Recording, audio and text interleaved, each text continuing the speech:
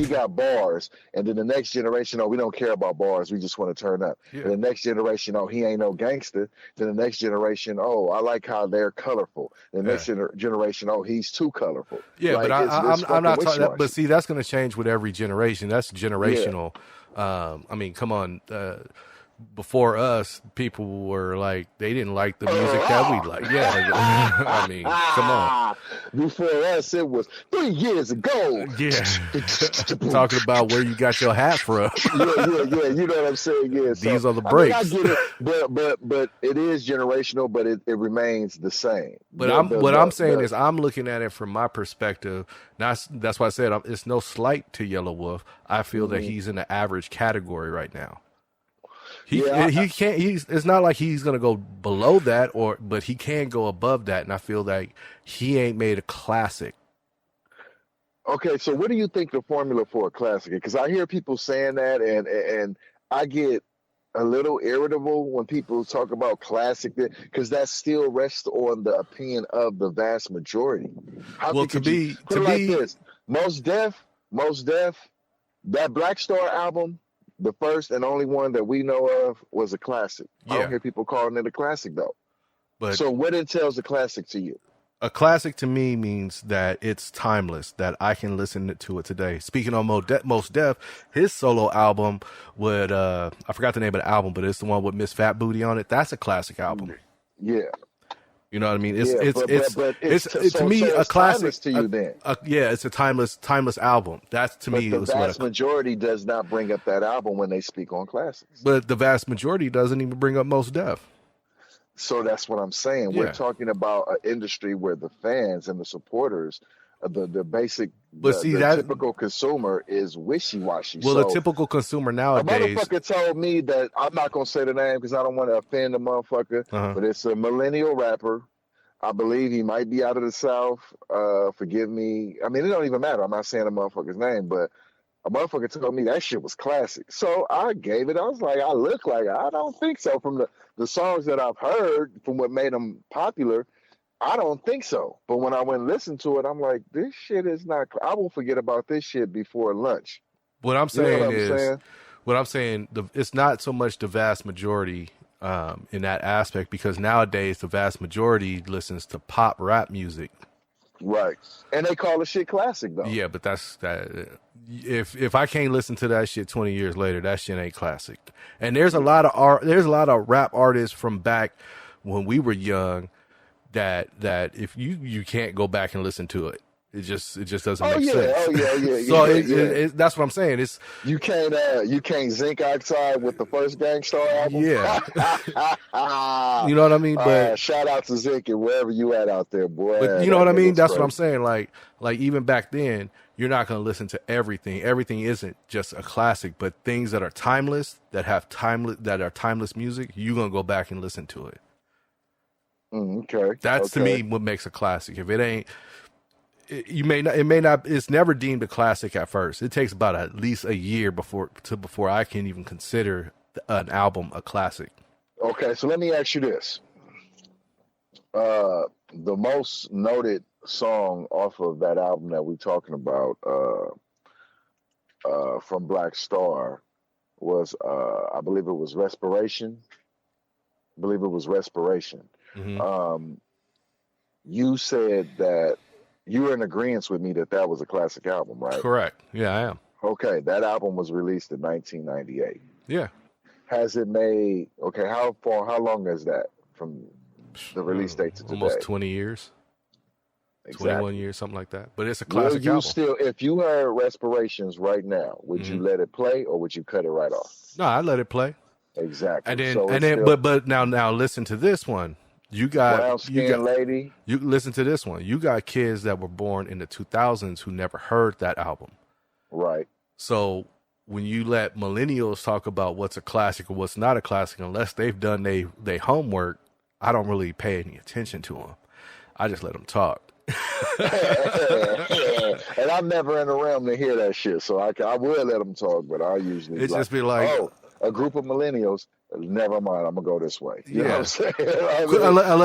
But I mean, you do have those rare millennials that do know they hip hop and do know they shit from back then as well. Yeah. You know, and those are the ones that I'd be like, yeah, and then we can converse and we could talk about hip hop. If you don't know the hip hop history of what most of these groups are coming from, like for instance, I give you a perfect example. I told my niece, this was years ago. I told my niece, I go, this is when Lil Wayne, I think Lollipop was popping, that album. Yeesh. Yeah, go ahead. Yeah. And she was all into it.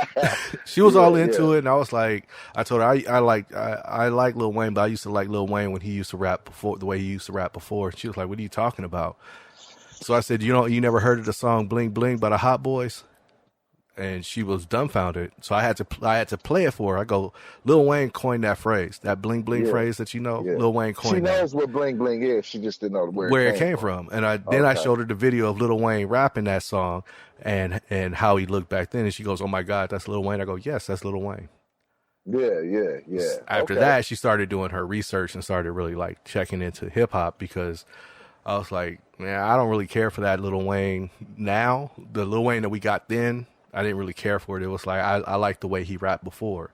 Yeah. I like that new shit he released. But now I like the way he raps now. He's perfected that style. Yeah. So I like that shit. Yeah, so I perfected that. He perfected that style, so I'll give it a listen. And I'm always gonna give it a listen because it's Lil Wayne. But I see that he perfected that flow style, that type of cadence.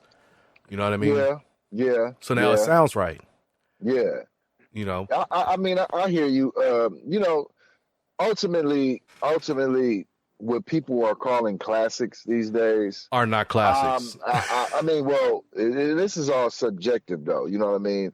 In my opinion, it's like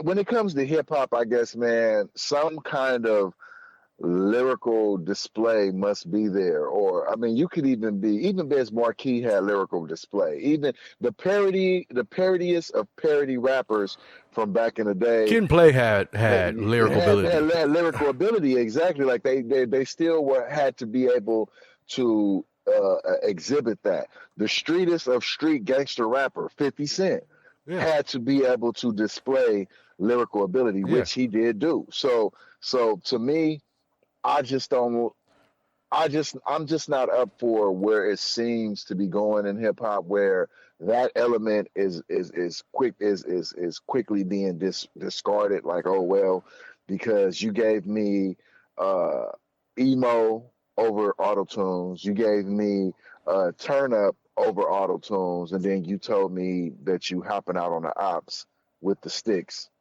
Be all via auto-tune, and that's your classic. Like, I mean, that's cool. It's a new generation.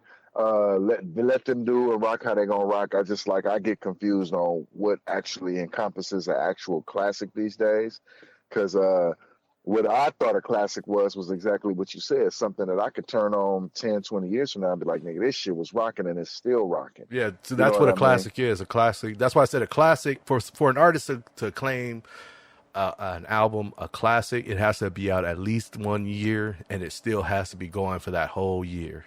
Yeah.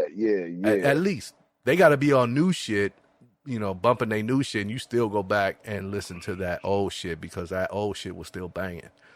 Mm-hmm. To me, that's the signs of a classic album. That's the signs of great beats and rhymes. You know what I mean? Yeah. I'll still listen to KRS-One, Criminal Minded. That was classic. That was classic as fuck. Yes, it was. It was classic then. It's classic now. It's still bang.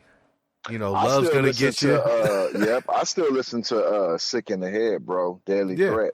Most people don't even know he wasn't as popular then, but I still jump right in my car and get to bumping that Sucker Free, get to bumping that Let the Dogs Loose. I still bump What's Up Cam's Peace Treaty. You know what I'm saying? Like I think the Baby. I think he's gonna have a classic album with that. Even that though a lot of his album. shit is street and I like Baby on Baby but I love Blank Blank. Blank Blank went hard. But what I'm saying is that is you see that it's a sign that this could be a classic album. You know what I mean? there's all these different rappers around the country, the world that we listen to, where once you get like, if they got an album that's 10 tracks and 8 of those tracks is dope and you listen to 8 of those tracks straight, that to me that lets me know that this might be a classic album that I got here that I'm listening to. Yeah. Cause you're not going to like 10 for 10. You know what I mean? Well, yeah. It's always going to have that. Yeah, they always going to. Well, even back in the day, they still had that one song that you like, I'm just going to fast forward through this one. I mean, but I'm talking about, well, nowadays, releases are getting shorter and shorter. Yeah. Which makes sense. I've conformed to not having the attention span no more for like 20 songs. And I think that's mostly because a lot of this shit is going to sound the same anyway. Even if you change the melody, the percussion is going to be in the same vein. The ghetto ice cream truck is here. I hear that motherfucker. The ghetto ice cream truck. We got features like a motherfucker. Yeah, we do. All ghetto features too. all hood shit. You know what I'm saying? Yeah, yes sir. Yo, it's the ugly. I'm about to break it. Man, fuck that. Check it out. Power and momentum, vocal bullets bring the host to your building. Same time feed the souls of your children. Closed minds get exposed to the vision. Same time double-edged sword to the throat of the serpent and kingdom. Kinda hard not to walk in the blues. Hard to walk the avenues where they ain't got no shoes.